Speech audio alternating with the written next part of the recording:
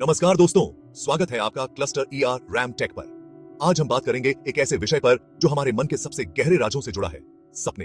आपने कभी सोचा है कि सपने किस रूप में आते हैं, क्यों आते हैं और इनका क्या मतलब होता है? आज हम इस रहस्य का पता लगाने की कोशिश करेंगे।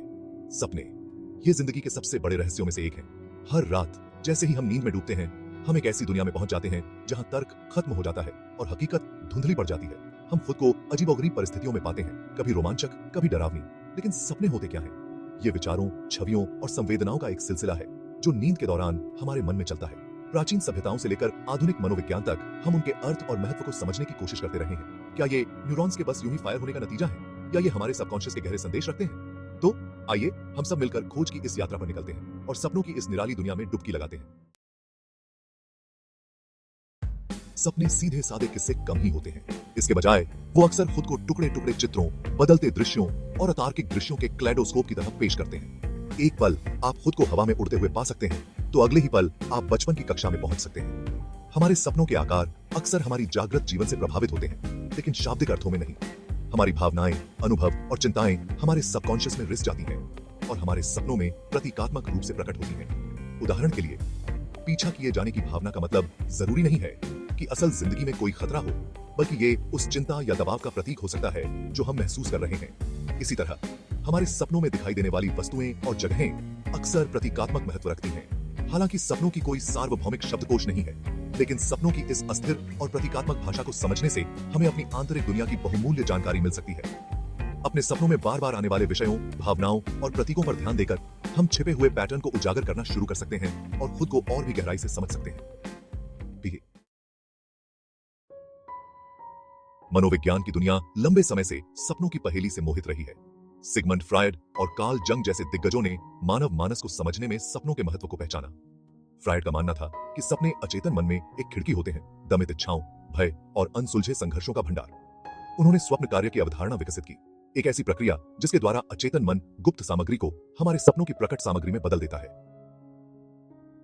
फ्रायड के सिद्धांत हालांकि विवादास्पद रहे हैं, लेकिन उन्होंने इस बात पर गहरा प्रभाव डाला है कि हम सपनों को कैसे देखते हैं और अपने आंतरिक स्व को समझने में उनके महत्व को कैसे समझते हैं। मनोविज्ञान के एक अन्य प्रमुख व्यक्ति कार्ल जंग का सपनों पर एक अलग दृष्टिकोण था। जंग ने सपनों को अचेतन के लिए चेतन मन के साथ संवाद करने, मार्गदर्शन, अंतर्दृष्टि और रचनात्मक प्रेरणा प्रदान करने के तरीके के रूप में देखा। हमारे सपनों में आदर्शवादी प्रतीकों और विषयों का विश्लेषण करके हम दुनिया में अपने स्थान और समग्र रूप से मानवता के साथ अपने संबंध की गहरी समझ प्राप्त कर सकते हैं। भाग 4, ल्यूसिड ड्रीमिंग। अपने सबकॉन्शियस की बागडोर संभालना। एक ऐसे सपने की कल्पना कीजिए जहां आप केवल एक निष्क्रिय प्रेक्षक नहीं, बल्कि एक सक्रिय भागीदार हैं। इस बात से अवगत हैं कि आप सपना देख रहे हैं और घटनाओं के क्रम को प्रभावित करने में सक्षम हैं। यह ल्यूसिड ड्रीमिंग का दिलचस्प क्षेत्र है, जो स्वप्न की स्थिति के भीतर उच्च चेतना की स्थिति है। ल्यूसिड ड्रीमिंग केवल एक आकर्षक घटना नहीं है, यह एक ऐसा कौशल है जिसे अभ्यास और समर्पण के माध्यम से विकसित किया जा सकता है। ऐसी कई तकनीकें हैं जो ल्यूसिड सपनों को प्रेरित करने में मदद कर सकती हैं, जिनमें रियलिटी टेस्टिंग, ड्रीम जर्नलिंग और मेनेमिक इंडक्शन तकनीक शामिल हैं। रियलिटी टेस्टिंग में नियमित रूप से यह सवाल करना शामिल है कि क्या आप दिन भर जाग रहे हैं या सपना देख रहे हैं। ड्रीम जर्नलिंग में जागने पर अपने सपनों का विस्तृत रिकॉर्ड रखना शामिल है, जो सपनों को याद करने और आवर्ती पैटर्न को पहचानने में मदद करता है। मेनेमिक इंडक्शन तकनीकों में एक वाक्यांश दोहराना या ल्यूसिड बनने से संबंधित विजुअलाइजेशन शामिल है, जैसे आप सो जाते हैं। ल्यूसिड ड्रीमिंग कई तरह के लाभ प्रदान करता है, जिससे आप अपने डर का सामना कर सकते हैं, कौशल का अभ्यास कर सकते हैं, रचनात्मकता का पता लगा सकते हैं और असंभव का अनुभव कर सकते हैं। भाग 5, सपनों का एक स्पेक्ट्रम, रंग और मोनोक्रोम। जबकि ज्यादातर लोग रंगों में सपने देखते हैं, कुछ लोग ऐसे भी हैं जो काले और सफेद रंग में सपने देखने की बात करते हैं। इस अंतर के पीछे का कारण शोधकर्ताओं के बीच बहस का विषय बना हुआ है।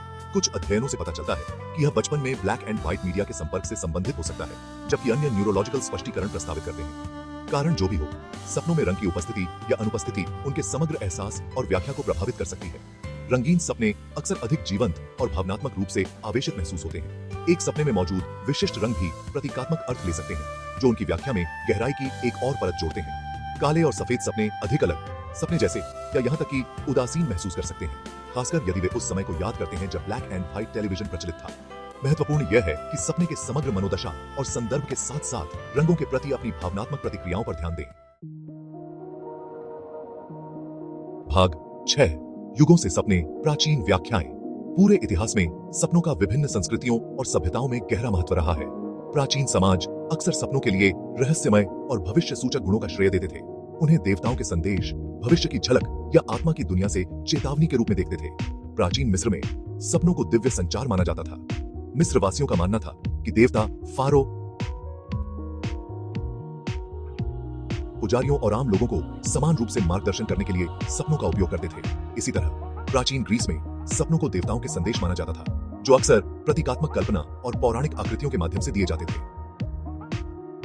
प्राचीन चीन में सपनों को आत्मा की यात्रा के रूप में देखा जाता था, जहां सपने देखने वाले की आत्मा शरीर को छोड़ देती थी और आध्यात्मिक क्षेत्र के साथ बातचीत करती थी। सपनों की ये प्राचीन व्याख्याएं हमारे सपनों के भीतर छिपे संदेशों और अर्थों को समझने के साथ स्थायी मानवीय आकर्षण को उजागर करती हैं। भाग 7, सपनों का स्थायी आकर्षण। सपने हमें आज भी हैरान और मोहित करते हैं। वे मानव मन की असीम रचनात्मकता और जटिलता का प्रमाण हैं। चाहे हम उन्हें विज्ञान, मनोविज्ञान, आध्यात्मिकता या केवल व्यक्तिगत प्रतिबिंब के लेंस के माध्यम से देखें, सपने हमारी आंतरिक दुनिया में एक अनूठी खिड़की प्रदान करते हैं। वे हमारे डर, इच्छाओं, चिंताओं और आकांक्षाओं को दर्शाते हैं। अक्सर अपने बारे में छिपी हुई सच्चाइयों को प्रकट करते हैं, जिन्हें हम सचेत रूप से स्वीकार नहीं कर सकते हैं। एक स्वप्न पत्रिका रखकर अपने सपनों में प्रतीकवाद और आवर्ती विषयों की खोज करके और उन भावनाओं पर विचार करके जो वे पैदा करते हैं, हम अपने जागृत जीवन में बहुमूल्य अंतर्दृष्टि प्राप्त कर सकते हैं। सपने हमें प्रेरित कर सकते हैं, हमें चुनौती दे सकते हैं और यहाँ तक कि उन समस्याओं के रचनात्मक समाधान खोजने में हमारी मदद कर सकते हैं जो हमें दूर कर रही हैं। तो अगली बार जब आप खुद को सोने के लिए तैयार पाएं, तो अज्ञात को गले लगाएं और अपने मन को सपनों की गूढ़ दुनिया में स्वतंत्र रूप से घूमने दें।